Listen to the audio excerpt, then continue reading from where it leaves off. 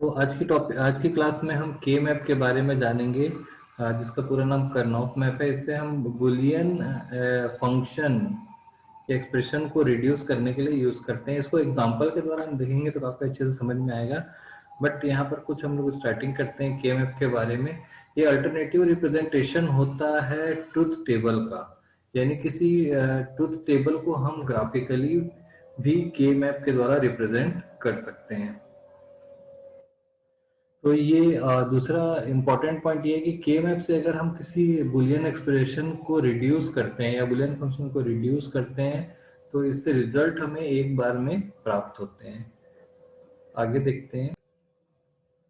यहाँ आप दिख रहे हैं कि दो वेरिएबल का जो के मैप है वो किस तरीके से डिजाइन किया जाता है। इसको आप कुछ इस तरीके से, कुछ चीजें तो याद रखनी पड़ेगी हमको कि जो दो वेरिएबल का के मैप होगा उसमें 4 सेल होंगे। तो आपको ये थोड़ा सा इसका फॉर्मूला याद रखना होगा कि दो वेरिएबल का के मैप है तो हम कैसे डिजाइन कर सकते हैं।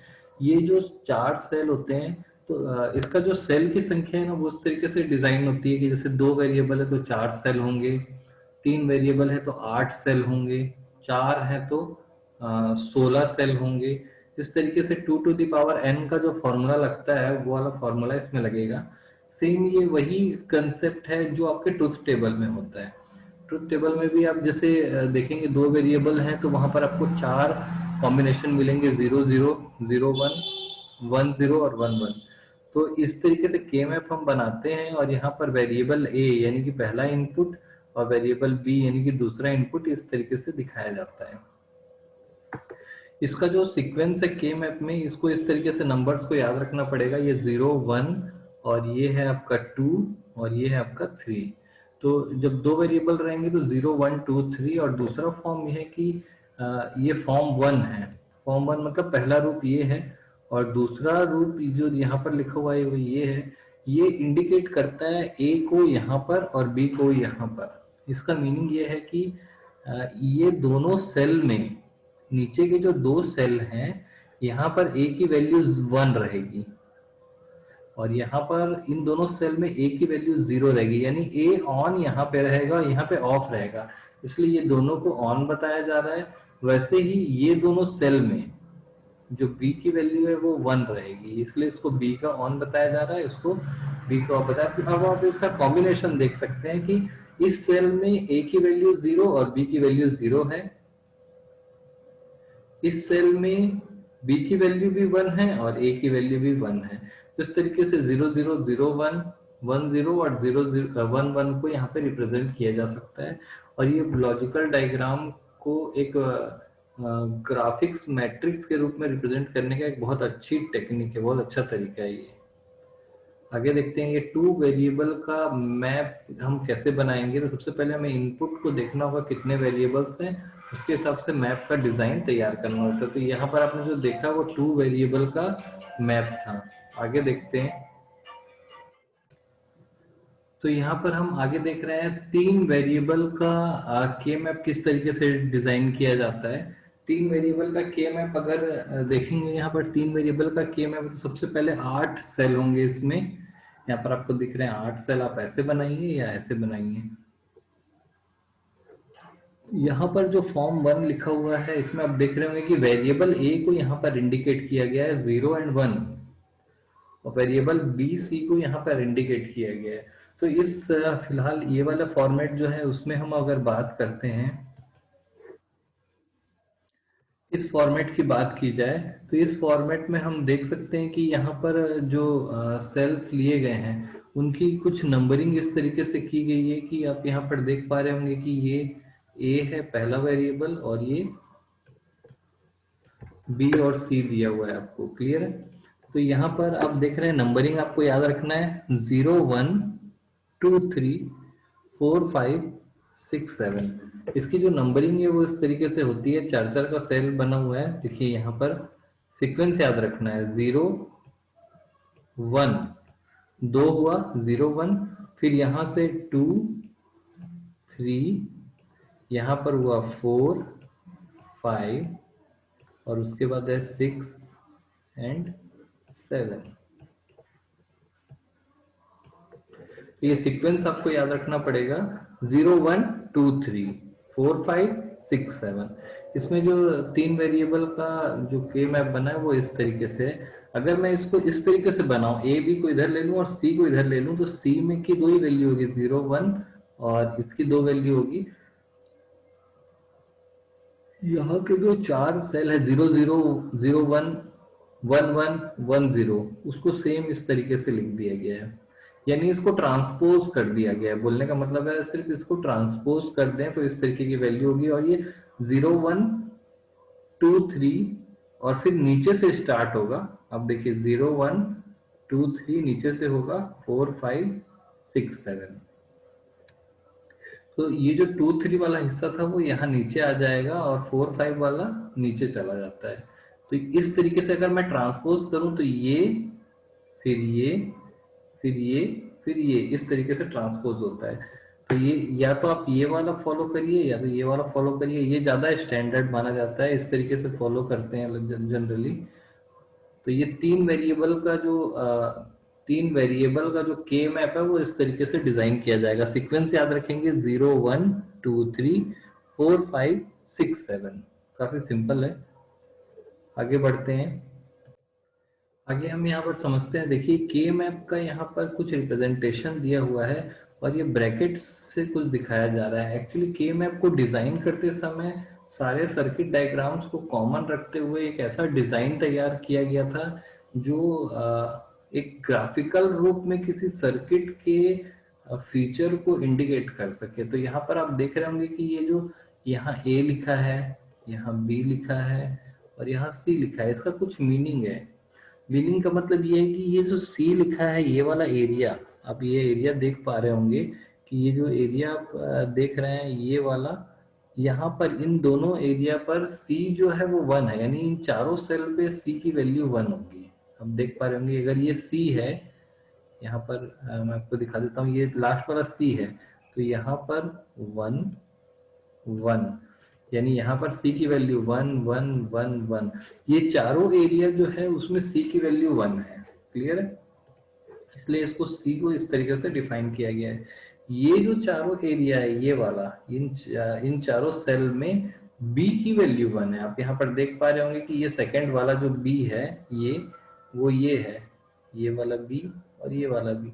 तो इन चारों में बी की वैल्यू जो है वो 1 है, इसलिए बी को इस तरीके से रिप्रेजेंट किया गया है। ये बी का एरिया है, ये सी का एरिया है। तो अब आप देखेंगे कि यहाँ पर कुछ कॉमन चीजें आपको देखने के लिए मिल रही होंगी, जैसे ये वाला एरिया, ये वाला और ये वाला। इस एरिया में बी और सी की वैल्यू 1 होगी। आप देख पा रहे होंगे दोनों 1 होंगे यहाँ पर, जैसे ये 1 आपको दिख रहा है। तो ये कॉमन एरिया हो गया बी और सी का, ये जो कॉमन एरिया है। तो बी और सी के बीच में अगर और ऑपरेशन हो रहा है तो इस एरिया पे हम किसी एक को रिमूव कर सकते हैं, या तो बी को रिमूव कर दें या तो सी, क्योंकि दोनों में से और है, चाहे ये रहे चाहे ये रहे। तो ऐसा करके हम मिनिमाइज कर सकते हैं सर्किट को। जहां बी और सी दोनों यूज हो रहे हैं तो दोनों में से किसी एक को हम रिमूव कर देते हैं। ये कंसेप्ट होता है। अब आप देख रहे होंगे कि ये जो एरिया है ये वाला, ये ए का एरिया है। इन चारों में ए जो है वो 1 है, क्योंकि आप देख रहे हैं ये 1 है, इन चारों में ए 1 है। तो अब आप ऐसा इसमें एक ऐसा सेल देख रहे होंगे जहां पर ए बी सी तीनों 1 होंगे, वो सेल है ये वाला। यहाँ पर देखिए ए भी 1 है, सी भी 1 है और बी भी 1 है, यानी कि ये वाला जो सेल है वो उसमें इसकी इस सेल की वैल्यू को हम रिप्रेजेंट कर सकते हैं 1 1 1 से। और ये 1 1 1 जो है वो 7 का बाइनरी नंबर है, इसलिए इस सेल में 7 लिखा हुआ है। तो आप सबको रिप्रेजेंट करिए कि इस सेल में सभी की वैल्यू 0 है। इस सेल में सभी की वैल्यू 0 है, ए की वैल्यू भी 0 है, सी की वैल्यू भी 0 है, बी की वैल्यू भी 0 है। तो इस सेल को हम 0 0 0 बोल सकते हैं, यानी कि ये वैल्यू इस सेल का नंबर है 0। इस तरीके से उसको रिप्रेजेंट किया है। यहाँ पर ए की वैल्यू 0 है, बी की वैल्यू 0 है, बट सी की वैल्यू जो है वो 1 है, तो इसको 1 कहा गया। वैसे ही यहाँ पर ए की वैल्यू 0 है, बी की वैल्यू 1 है और सी की वैल्यू भी 1 है। तो इस तरीके से हमें एक ओवरलैपिंग वाला डिजाइन तैयार करना था जो एक ग्राफिकली रिप्रेजेंट कर सके। तो यहाँ पर ओवरलैपिंग के करते समय हमें कुछ कॉम्प्लिकेशंस आए थे, मतलब जो जब इसके के मैप को डिजाइन किया जा रहा था, तो यहाँ पर 0 1 और ये 2 3 ना करके 3 2 इसलिए किया गया था क्योंकि ये ओवरलैपिंग करके ओवरलैपिंग वाला एरिया यहीं पर हमको मिल रहा था। ऐसा कोई एरिया हम नहीं कवर कर पा रहे थे जिसमें 4 4 का कॉम्बिनेशन हो पाए और 4 पॉजिटिव 4 निगेटिव वैल्यू आए, और ओवरलैपिंग जो है वो सीक्वेंस मैनर में हो, 0 1 2 3 4 5 6 7। तो ये एक सॉल्यूशन निकाला गया कि इस तरीके का अगर डिजाइन बनाया जाए 0 1 2 3 4 5 और 6 7, तो ये कॉमन एरिया होगा जहां सभी पॉजिटिव होंगे और यहाँ पर सभी निगेटिव होंगे। तो पूरा एक डिजाइन हमारा ओवरलैप वाला तैयार हो गया। ओवरलैपिंग इसलिए जरूरी है ताकि जब कोई कॉमन चीज आए ओवरलैपिंग में तो उसको रिड्यूस कर किया जा सके। यही के मैप का बेसिक फंडा है। तो चलिए आगे देखते हैं। ये हमने रिप्रेजेंटेशन देखा 3 वेरिएबल के मैप का। यहाँ आप देख रहे हैं कुछ स्टेप्स हैं जिसके द्वारा हम के मैप का यूज करके मिनिमाइजेशन कर सकते हैं। तो पहला स्टेप जो है, अगर आपको के मैप जनरेट करना है, के मैप जनरेट करने के लिए आपको क्या करना होगा, कितने वेरिएबल का के मैप है सबसे पहले ये डिसाइड करना होगा, और उस वेरिएबल के मैप का आपको ड्रॉ करना होगा। उसके बाद जहां जहां पर बुलियन फंक्शन में आपको वैल्यूज दी गई है उस सेल में आपको 1 और बाकी सारे सेल में 0 लिखना होगा। और 0 लिखना जो है वो ऑप्शनल है, उसको आप ब्लैंक भी छोड़ सकते हैं। उसके बाद आपको एडजेसेंट जितने भी सेल हैं 1 वाले उनको ग्रुप करना होगा। याद रखना है ग्रुप जो है वो आपका 1 2 4 6 इस तरीके 2 4 8 यानी कि बाइनरी सीक्वेंस में ही ग्रुप करने हैं, जैसे यहाँ पर दिया हुआ है। या तो एक सिंगल की ग्रुपिंग होगी, अगर सिंगल की ग्रुपिंग तो नहीं होती बट वो वेरिएबल अगर सिंप्लीफाई नहीं होता तो सिंगल का सिंगल पड़ा रहता है, तो हम उस पार्ट को छोड़ नहीं सकते हैं। कुछ ऐसा बुलियन फंक्शन हो सकता है जिसको के मैप में डालें और कोई भी ग्रुपिंग ना हो, इसका मतलब वो सर्किट पहले से ही सिंप्लीफाई किया हुआ है, उसको और ज्यादा रिड्यूस नहीं किया जा सकता। तो ऐसे सिचुएशन में हमको 1 1 की ग्रुपिंग मिलेगी, यानी सिंगल सिंगल एलिमेंट्स मिलेंगे। उसके बाद अगर हमें ग्रुपिंग करनी है तो 2 4 6 2 4 8 16 इस तरीके से करेंगे। बाइनरी नंबर सिस्टम के थ्रू हम उसको ग्रुप्स करते रहेंगे। ओवरलैपिंग का हमको ध्यान देना है, ओवरलैपिंग अगर एक से ज्यादा हो रही है तो उनको ग्रुप करके उनको बुलियन फंक्शन में लेने की जरूरत नहीं है। अगला स्टेप आप देख पा रहे होंगे जो थर्ड स्टेप है, इसमें प्रोडक्ट टर्म को डिफाइन करना है वेरिएबल्स के साथ, और कॉमन वैल्यूज को निकाल कर जो अनकॉमन वैल्यूज हैं उनको छोड़ देना है हमको। ठीक है, तो ऐसे में करने से जो कॉमन वैल्यूज थी उनके द्वारा हम अपने लॉजिकल सर्किट को या फिर बुलियन फंक्शन को रिड्यूस कर सकते हैं। इसको बेसिकली हम दोबारा रिपीट करेंगे जब हम एक बार एग्जाम्पल को सॉल्व कर लेंगे। चलिए आगे बढ़ते हैं। एग्जाम्पल को सॉल्व करने के बाद थ्योरी देखेंगे, एक बार फिर रिपीट करेंगे तो क्लियर होगा ये। अब आपके सामने स्क्रीन पर एक एग्जाम्पल दिया हुआ है जिसमें एक बुलियन फंक्शन यहाँ पर दिया हुआ है, जिसमें आपको यहाँ पर क्लियर हो रहा है कि z एक जो आउटपुट है वो boolean function A B C यानी 3 वेरिएबल का ये बुलियन फंक्शन है। यहाँ से आपको पता चलेगा ये कितने वेरिएबल का बुलियन फंक्शन है, और ये 3 वेरिएबल का बुलियन फंक्शन है तो मैक्सिमम इसमें जो ये डिजिट्स दिए होंगे वो 7 तक जाएंगे। तो यहाँ से भी आप इंडिकेट कर सकते हैं कि 7 तक वैल्यू आ रही है तो ये बुलियन फंक्शन 3 का है। बट ये पूरी तरीके से डिफाइन नहीं कर सकते आप यहाँ पर। यहाँ से आपको पता चलेगा कि कितने वेरिएबल का ये आपका बुलियन फंक्शन है, और इसको एसओपी के फॉर्म में डिफाइन किया गया है। तो सबसे पहले हम क्या करेंगे, 3 वेरिएबल का यहाँ पर के मैप डिजाइन करते हैं। यहाँ पर ए और बी सी लिए और यहाँ पे 0 1।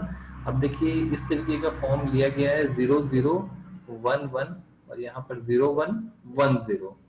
इसे उसको आपको याद रखना है, ये वाला टर्म जो आपको यहाँ पर दिखाया गया है कि इस टर्म को आप याद रखेंगे। ये लिखा हुआ है आपका 0 1, फिर है आपका 2 3 4 5 6 और 7। क्लियर है। सबसे पहले हमने उसको एक के मैप डिजाइन कर लिया है, और ए बी और सी यहाँ पे ले लिया 0 0 सॉरी 0 1 0 0 0 1 1 1 और 1 0। इसको एक बार आप याद करेंगे तो बहुत आसानी से याद हो जाता है। मैं फिर से एक बार रिपीट कर रहा हूँ ताकि आपको याद करने में दिक्कत ना हो। 0 1 ये कॉमन है। यहाँ पर आप पहला डिजिट देखिए 0 0 1 1 दूसरा डिजिट देखिए 0110, सिंपल है, 0110 रिवर्स हो जा रहा है, तो काफी आसानी से याद हो जाता है। और इस बॉक्स का नंबर 01234567, तो इस तरीके से आप याद कर लीजिए। अब आप यहाँ पर देखेंगे कि ये जो के मैप हमारा डिजाइन हुआ है, के मैप डिजाइन होने के बाद बुलियन फंक्शन का जो यहाँ पर आउटपुट दिया हुआ है, इसका मतलब है कि जहां पर वन वैल्यू है वहां पर आपको यहाँ पर वन लिखना है, क्योंकि ये सेल नंबर वन है। सेल नंबर थ्री यहाँ पर वन लिखिए, सेल नंबर सिक्स यहाँ पर वन लिखिए, और सेल नंबर सेवन यहाँ पर वन लिखिए। तो चार वन यहाँ पर आए, वन वन सिक्स और सेवन, 1367, यानी इस एरिया पर वन वन वन आउटपुट। यानी ये एक ऐसा सर्किट है कि अगर ए की वैल्यू जीरो होगी, बी की वैल्यू जीरो होगी और सी की वैल्यू वन होगी, तो हमेशा आउटपुट वन देगा। अब देखिए अगर मैं इसको यहाँ पर देखूं तो ये 0 1 2 3 इस तरीके से दिख रहा है। मैं थोड़ा सा एग्जांपल और दिखा देता हूं आपको।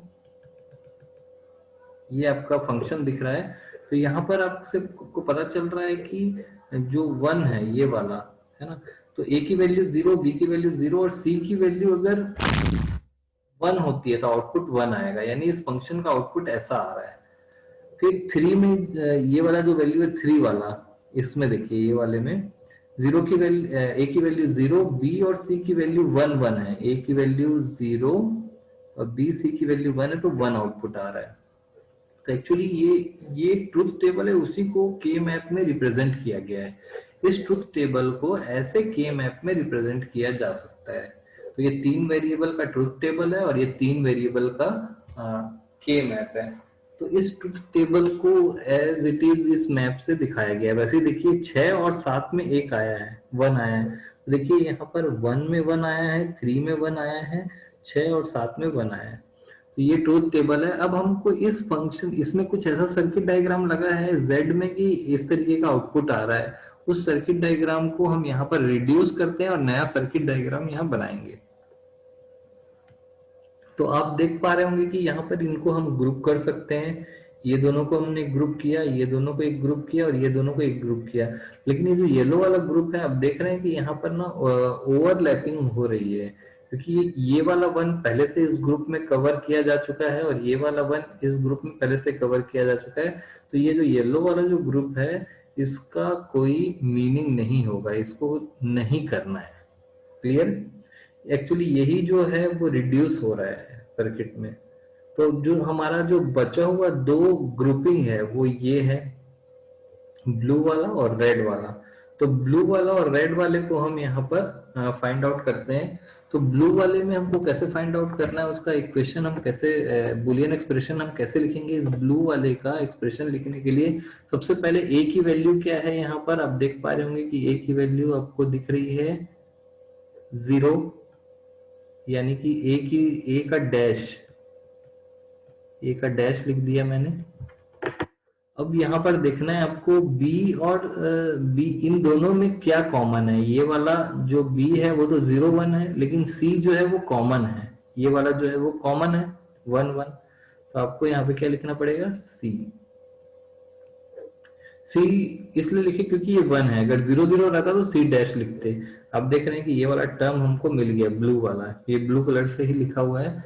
और ये रेड वाला जो टर्म है, इसमें आप देखेंगे कि ए की वैल्यू क्या है, 1 है, इसलिए यहां पर मैंने लिखा ए। और इन दोनों में क्या कॉमन है, अब इसमें देखिए ये पहला वाला कॉमन है 1, यानी पहला वाला किसको रिप्रेजेंट कर रहा है, बी को। तो यहाँ पर 1 है, इसलिए यहाँ पर हम लिखेंगे बी। पहला वाला अगर 0 0 रहता तो क्या होता, हम बी डैश लिखते। तो ये दोनों, इसको लिखा मैंने बी ए बी और इन दोनों का सम कर दिया। तो अब आप यहाँ पर देख पा रहे होंगे कि एक सर्किट डायग्राम इसका दिख रहा है आपको। ये हमारा रिड्यूस होने के बाद बुलियन एक्सप्रेशन है और इसका लॉजिकल डायग्राम कुछ इस तरीके से दिखेगा आपको। तो यहाँ पर ए का डैश, ए डैश सी जो नीला वाला है, और ए डॉट बी, और इन दोनों के बीच में और ऑपरेशन किया गया, और ये यानी इस जेड का जो फंक्शन है वो ये होगा रिड्यूस होने के बाद।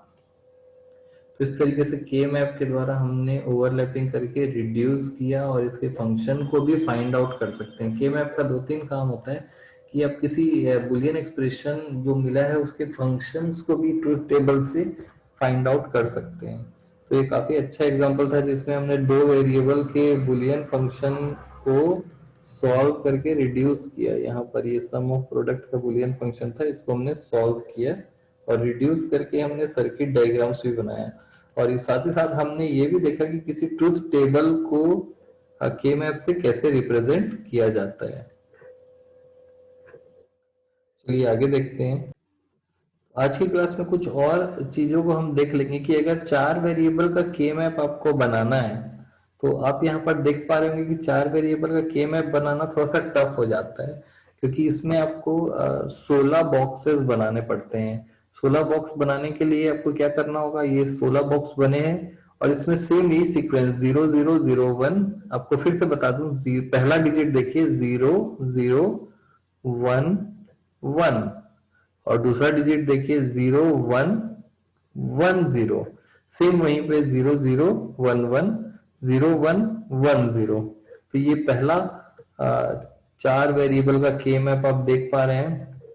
इसमें नंबरिंग भी काफी आसान है, 01234567, इतना हिस्सा तो हमने थ्री वेरिएबल में लिया था। और नीचे भी जो है वो थ्री वेरिएबल का है ये वाला, लेकिन उसको उल्टा कर दिया गया है। इसको हमेशा उल्टा कर देते हैं। तो अगर नीचे वाला सीधा होता तो ऐसा होता, यहाँ पर 7 पे खत्म हुआ है तो ऐसा होना चाहिए था, यहाँ पर 8 9 10 11, अगर सीधा सीधा चलते तो ऐसा चलता, फिर 12 13 14 और 15।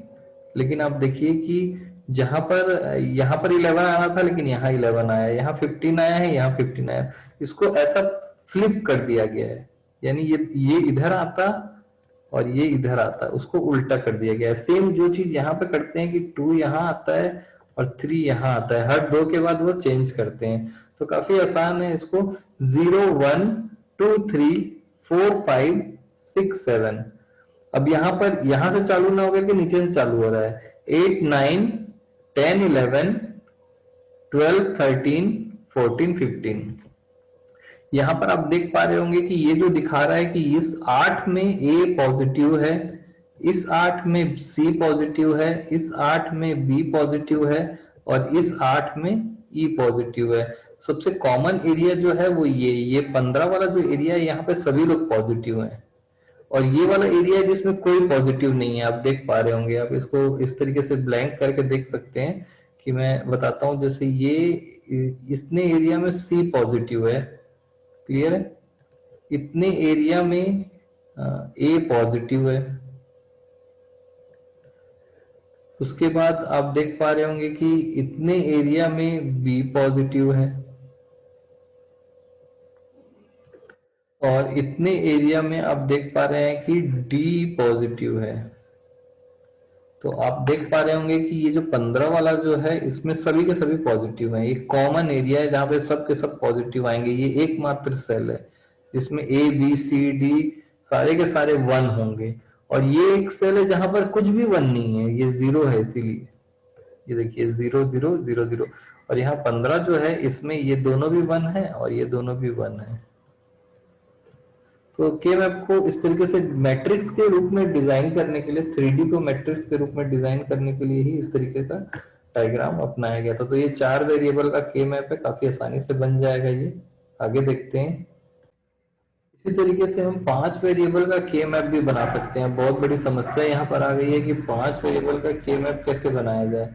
तो आप यहाँ पर देख रहे हैं कि के मैप दिखाया जा रहा है आपको। अब चूंकि ये जो के मैप है वो 4 वेरिएबल को डिस्प्ले कर सकता है, ये भी 4 वेरिएबल को डिस्प्ले कर सकता है। हमें यहाँ पे 32 बॉक्स बनाने थे। 32 बॉक्स बनाने का मतलब है कि इसके पीछे जो हम 3D एरे पढ़ते थे ना, उस टाइप से बना है।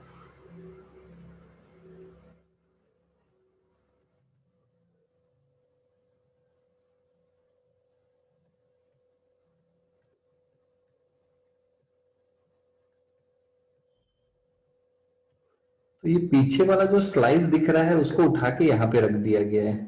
2 स्लाइस बने हैं, पीछे वाला जो स्लाइस बना है उसको उठा के यहाँ रख दिया गया है तो जो पहला स्लाइस है उसमें ए की वैल्यू 0 है और दूसरे स्लाइस में ए की वैल्यू 1 है।